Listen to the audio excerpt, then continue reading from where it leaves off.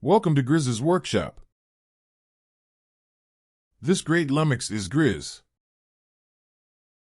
Not an expert or an exemplar of safety. Take me out to the ball game. Baseball, America's favourite pastime. Oh, buy me some In the early peanuts and 1800s, cracker baseball jack. was created I from the don't British care sport if of I rounders, never get a back game milking again. maids played in their Because spare time with their all stools. The sitting type, not the... Anyway, like most things adopted by the States, such as pizza and burgers, it became bigger and better, and then by the 1850s, it was so popular it was called America's favourite pastime. America's history and culture seems intertwined with the sport ever since.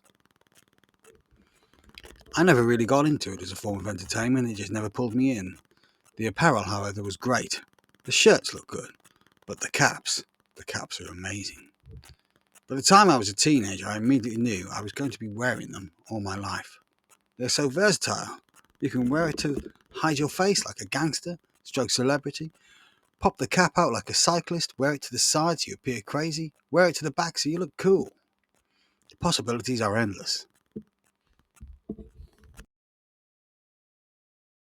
These are my earliest caps that I can find.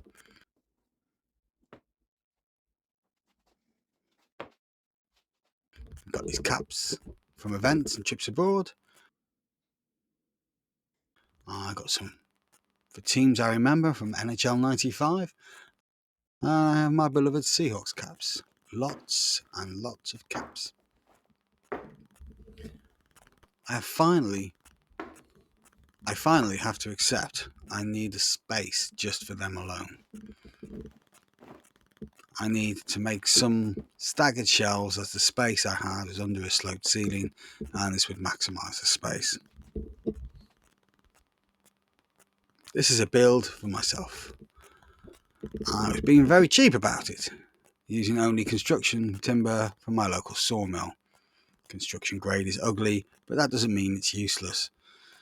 These are 22mm by 120mm. That's half a 2x6, roughly. And then they need planing. Using my new evolving function top, I added threaded inserts to hold my thickness down to the workbench. Then I planed the boards down to 18mm thick, 3/4 of an inch. Using my carefully drawn out plans, I cut the boards to length. I allowed 185mm, that's 7.5 inches for the width, 80mm for the dividers, again 3/4 of an inch. There would be one cap on the top, 2 on the next, 3 on the next, and then finally 4. I decided to use dados for strength and to keep the unit square. I'd seen a jig on YouTube by John Hayes. I copied most of that. I didn't bother making it adjustable, just set to the width I needed. John used a nail gun to set the pieces square. I used screws. Despite being very careful, screwing them in place pulled the frame out of square.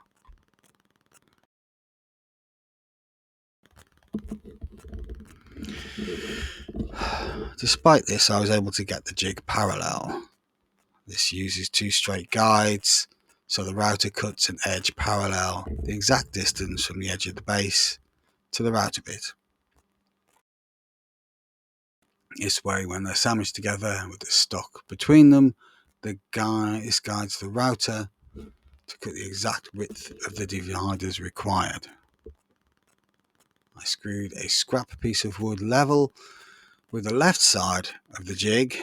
This allows me to make a rabbet or rebate on all inner ends of the lengths.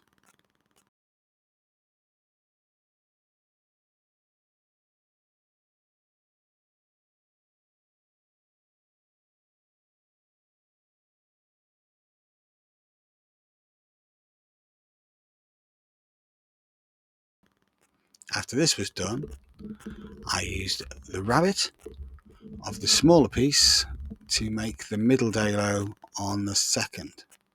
cubby, and then use the second one to do it on the third, and so on, without the need for the bottom guide to keep this piece square.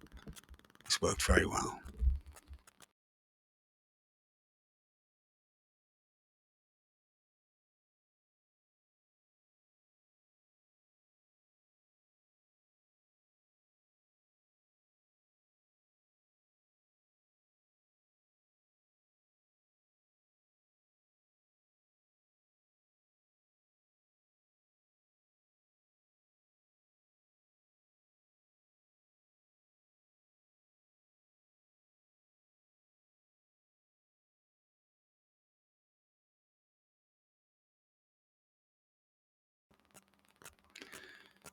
As expected, the glue up was a pain in the arse.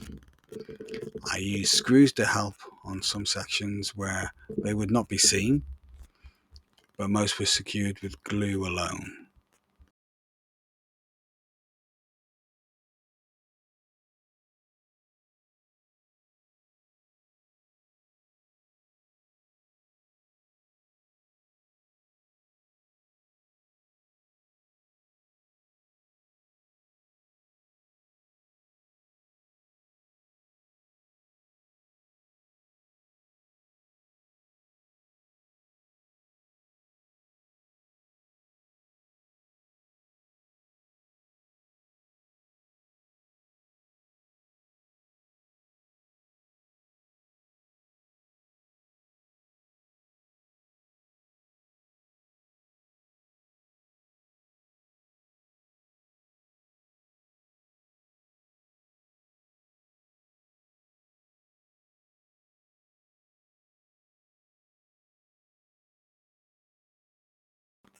Once cured, I sanded everything flush and added some mirror hanging plates to attach to the space under the stairs. I found out the gaps of the cubbies were not as uniform as I'd like. I put this down to my calculations being slightly off.